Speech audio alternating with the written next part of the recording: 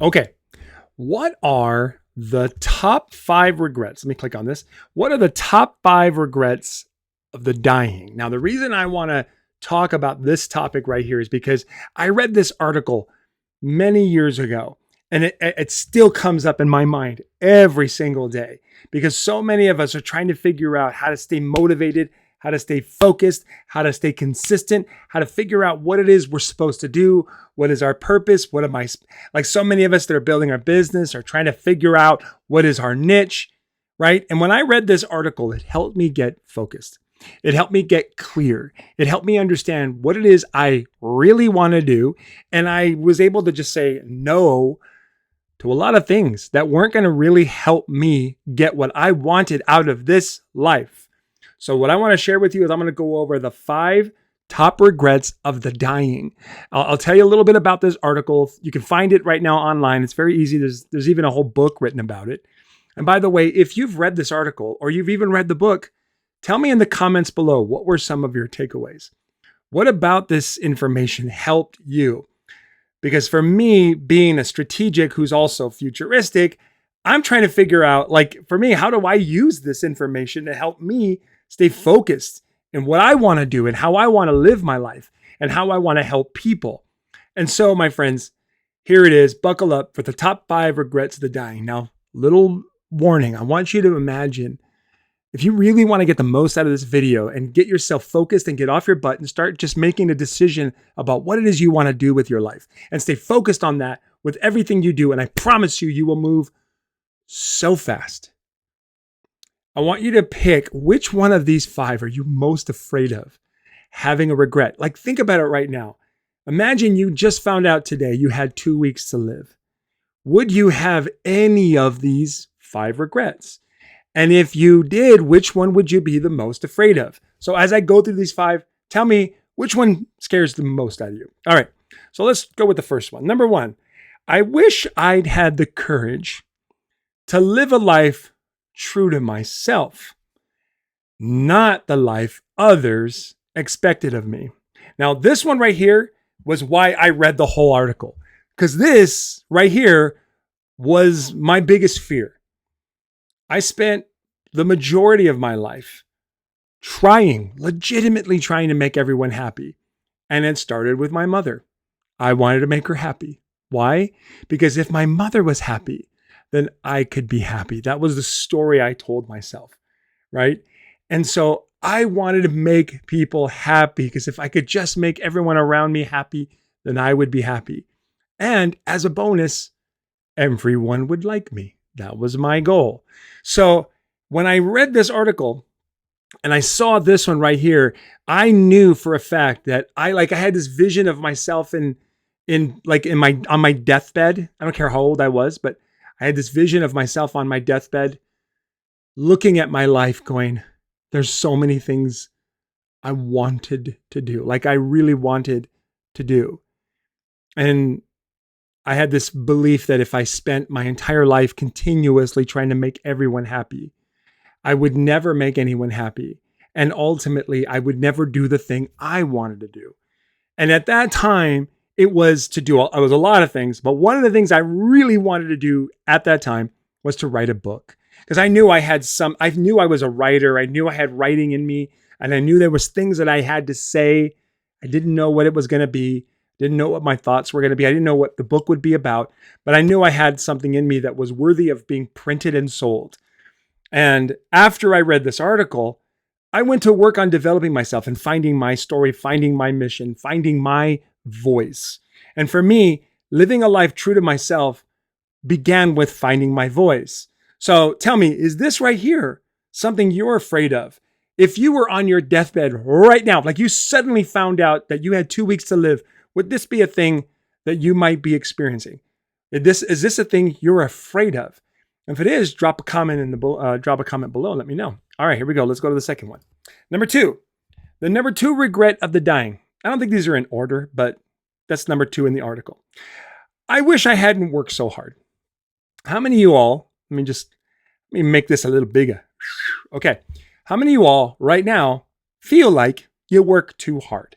And what I mean by work too hard, like the way I was perceiving this, and tell me if you were perceiving this differently. The way I was perceiving this was spending too much time working and not enough time with people I love. I there's a lot of movies that make me cry. And one of the movies, and I know that maybe this is a guy thing, I don't know, but one of the movies that makes me cry every single freaking time, and it never fails, is the ending of the movie Armageddon.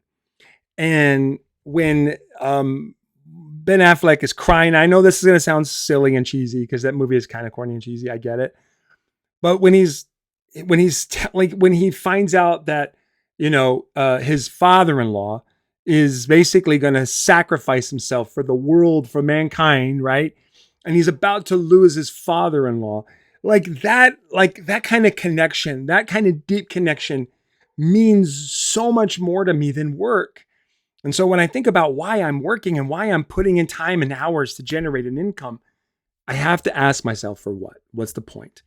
Am I really working to help others, or am I working to help myself? And this right here was one of the reasons why I felt like I wasn't built to work for other people. I was built to work for myself, so that when I'm working, it's not working, it's fun, it's play, and it's building residual income for me, especially. Like, I want more money out of my hours so that I wouldn't have to work so hard and I can spend more time with my kids. Like today, I was awesome. I got to take my son to a basketball camp and it was really great. I took a picture of it and everything. So I got to do that on my time, on my terms, because it's my business, right? So is this right here something you're worried about? Are you working too hard? Are you terrified that someone's going to say, my whole life experience with my dad, my cousin, my uncle, my friend, my spouse was without them because they worked so hard, right? So I want to tell you, is this right here an issue for you? The next one here, number 3. Let me get this a little bit bigger, right? I wish I'd had the courage to express my feelings. Oof, this is a good one. Because I spent my whole life, right? Obviously, I spent my whole life trying to make others happy. I was not a person who was really good at expressing their feelings. And I would say easily, maybe my father wasn't great at expressing his feelings either. So naturally, I never wanted to tell people my feelings. Most of my life, I felt like I was alone. And so if I'm alone and I'm going through stuff and nobody cares, then what's the point of sharing my feelings? For those of you who don't know, I do have siblings and they are wonderful people. 2 of the 3 of them have passed away. I do have siblings, but I didn't grow up with them. I was mostly by myself. And I was sharing with other people that my childhood was mostly me doing things by myself. My dad was around sometimes and sometimes he wasn't. My mom worked all the time. And so whenever, like for me, a typical day would, like in high school when I played basketball, I would walk to, like if I had a basketball game, I would walk to school, get on the bus, go to the game, play, whether I had a great game or not. When the game was over, I'd get off the bus, walk home, go right to my bedroom. And there wasn't anybody to ask me, how'd the game go? How did you do? Or even it was rare for me to actually I never had anybody go to my games.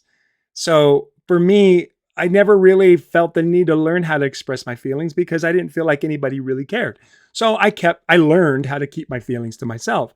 And I started realizing why would people that were dying, like why do people that are dying have a regret for not having the courage to express their feelings? And I realized this was in alignment with not feeling like they were speaking their truth, sharing what they know or don't know, how they feel about certain subjects and how they don't feel about certain subjects. And oftentimes for me, even, I felt like I never had the courage to express my feelings because then it would just cause people to want to leave me more, like not be around. So if I didn't like being by myself, right? If I didn't like being alone, it was so much better for me to not express my feelings. That way everybody would just be happy with me being around because my feelings wouldn't get in the way. So I became a master of keeping my feelings to myself. And so tell me, is this a thing you would like to improve? Is this a thing you are fearing, regretting on your deathbed, right? Is this a thing you're afraid that could happen? And if it is, let me know in the comments. What are your thoughts about this? Why is it so important to be able to express your feelings? Okay, the fourth regret of the dying. Okay, for those of you who don't know that just jumped in, we're talking about the top 5 regrets of the dying, and we're now on number 4. I wish I had stayed in touch with my friends. Interesting. Let me tell you, is this one here something you feel like you don't do enough of? Do you not stay in touch with your friends enough? This was not a concern for me. This will not be a regret I will ever have. Uh, I know that now. For those of you who know me personally and know my strengths are like, yep, that's true. You don't really seem to care that you have friends sometimes. I understand that. I get that. I do care, but maybe I don't show it the way most people. But this one's never been a problem for me. I've never been worried that I'm not staying in touch with friends. But for me, mostly because the people I care about, my family, my loved ones, the people I work with, they're not my friends. They're more than that. They're more to me than friends. To me, a friend is just someone you know. That if you were to, like, to me, this is the way I define friend. I'm sure you define friends differently. That's fine. But for me, a friend is someone I know. And if I ever want to say hi, I can always reach out to them and say, hey, how you doing? What are you up to? Are you going to the movies? Cool. Do you want some company? No. All right, cool. You want some company? Yes. Great. Let's go. Can I go with you? Whatever. Or maybe I could go years and years and years without ever talking to them, and I could still consider them my friend. For me, that's what a friend is. There's about 20 or maybe 30 people in my life that are more than friends. They're people I work with. They're people I care about. They're people that I would sacrifice for, but I would never consider them a friend. And maybe you define friend differently than I do, but so I'm not really an issue. It's not a problem for me, but you tell me, is this a problem for you? Do you wish you had stayed in touch with your friends? Do you feel like you don't connect with friends enough? Is that something you're afraid of losing out on? Obviously, I have no passion for this, so I'm going to move on to the fourth one. So last one, here it is. For those of you that are just joining and watching, we're going over the top 5 regrets of the dying. And the number 5th one right here, this is the end all be all. I wish that I had let myself be happier. You know, if you live life long enough, you realize that there are always problems. There's always money problems. There's always time problems. There's always people mad at you or not mad at you. Family getting along or not getting along. There's always health concerns. There's health scares. There's always problems with the politics in our country. There's always high gas prices, low gas prices, economy issues, right? Lack of this, lack of that. There's always stuff to do. There's always things that aren't getting done. There's stuff that's getting done the wrong way. There's people who don't understand you. There's just my point here. There's always crap to deal with. Always. But the reality is that we don't have to be unhappy. We don't always have to be unhappy. We can say, despite all my problems, despite all my struggles, despite all my limitations, despite all the things that I have to deal with, the crap day in and day out, I'm going to choose to be happy anyway. I'm happy because I have an opportunity to experience life. I have an opportunity to make a difference in someone else's life. I have an opportunity to compliment somebody when I see them walking down the street. I have an opportunity to look myself in the mirror and say, I am pretty cool. I do some pretty nice things. I have an opportunity to connect with my God and say, God, thank you. Thank you for another wonderful day on this planet. I'm grateful for all the lessons I get to learn. I'm grateful that I can experience the joy of eating a Snickers bar, or the joy of taking one of my kids on a flight to Disneyland, and we go to Disneyland for a couple of days. Like, how can I possibly be unhappy when anything goes wrong in my life? When I can experience so many wonderful things despite all those difficulties. You know, I could have a completely empty bank account. The person I didn't choose to be elected president, all the gas prices up, and everyone I know be struggling with something, but I can still choose to be happy. And this right here, my friends, is because this right here, if you look at this, I wish that I had let myself be happier. What this is, when people of the top 5 regrets of the dying, when you think about this, someone realizes that despite their struggles, they didn't let themselves be happy. They chose to let their the external conditions of their world dictate their freaking happiness. And my friend, I'm telling you right now, I don't care what's going on in your life. I don't care what difficulties you've had. I don't care what setbacks you're dealing with. With a little bit of perspective and a little bit of distance from the problem, and just step back for a moment, you can find that you can be happy. And the truth is that with your happiness and love and gratitude, even for the worst moments of your life, when you're in that space of gratitude, you will be gifted the solution. You will be gifted the solution to any problem. I don't care if you just had a terrible accident and you've lost a limb. If you get a little distance, a little perspective, the gratitude that you can experience just by choosing can be the greatest solution to whatever problem that brings. I don't care if no matter what has happened, and I'm not sitting here saying that, that your problem isn't important. That's not what I'm saying. Please understand. I just understand the human existence now. In my 49th year, I understand the human existence is that we're always going to go through trials, but our choice to be happy is the solution. It happens through gratitude. So if I were to look at all of these regrets of the dying, right? I wish I'd stayed in touch with my friends. I wish I had the courage to express my feelings. I wish I hadn't worked so hard. Or I wish I'd had the courage to live a life true to myself and not the life others expected of me.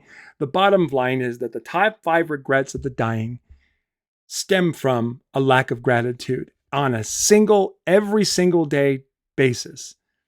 And so, my friends, I love you all. I hope you all got some value from this. Share this. Tell me your thoughts. Am I off? Am I off for you? Am I off for the world? Or am I just in my own little fantasy world? Because the truth is that when I'm on my deathbed, I know this for a fact. After reading this article, not one of these regrets will be mine. But they will be replaced with, I am so grateful that I got to live a life as a father, 7 wonderful children. I got to make a difference in the lives of someone by helping them understand their strengths. I got to understand my strengths. I got to understand what God asked me to do, and I lived it to my best. I am so grateful for the body I was given, for the chance to make a difference in anyone's life. I am grateful. And I will be sitting on that deathbed only looking back at all the wonderful things that I got to do, including deal with the problems that I was gifted with, dealing with the problems that the people I care about were gifted with. And ultimately, I get to express gratitude. And I'm going to challenge you to do this every day. Now, for those of you that follow me regularly here on Facebook, you all know that I am a strengths coach. And one of the things I love to do is help people understand their strengths. And strengths is a really good place to understand who you are, what it is you want, and how you want to live life. And what I'm going to do is invite you to go on a journey with me this summer and just understand your strengths. There's no ticket you have to purchase. There's no bounty you need to accomplish. There's no finish line, no task you have to finish, nothing. All you got to do is go to the link in the comments below that I'm going to drop as soon as I'm done with this video. Go to that link and register. It's for free, absolutely free. For the next 3 months, you get to understand your strengths. We're going to start with part 1, which is understanding your strengths, how they work, and how to apply them to everything you do to help you live in gratitude with everything you do every day. And I'm actually going to start off by teaching you a simple process, how to let go of the crap that keeps you from being your best self. That's part 1. And you're going to use it with your business. You're using it with your health. You're going to use it with your relationships, your job, whatever it is you want to do. Part 2 is coming in July, where we're going to focus on the step-by-step process of understanding your talents, your strengths, and how you have something unique to offer the world. I'm going to teach you how to do it every single day.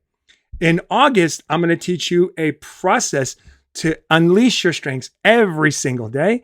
That's coming up in August. And all 3 of these trainings are going to culminate to our live event on September 17th in Salt Lake City, Utah. So, my friends, register now. It's absolutely free. Join the Zoom. And I want you to be on these calls and bring your strengths report. That means you got to go get your strengths. So if you don't know how to get your strengths, let me know in the comments. I'll send you links on how to do it. Other than that, I can't wait to see you all there. So I'll drop the link in just a minute. Please share this video with someone you know.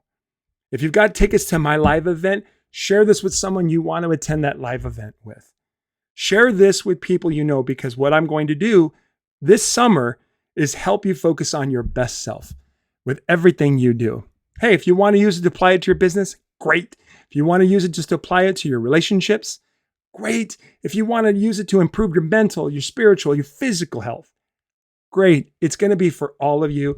Have a wonderful day. Tag everyone you know in this video. Let them know and register on. I'll put the Zoom link here in a few minutes and we'll see you all there. The first call is June 4th, 6 p.m. Mountain Standard Time.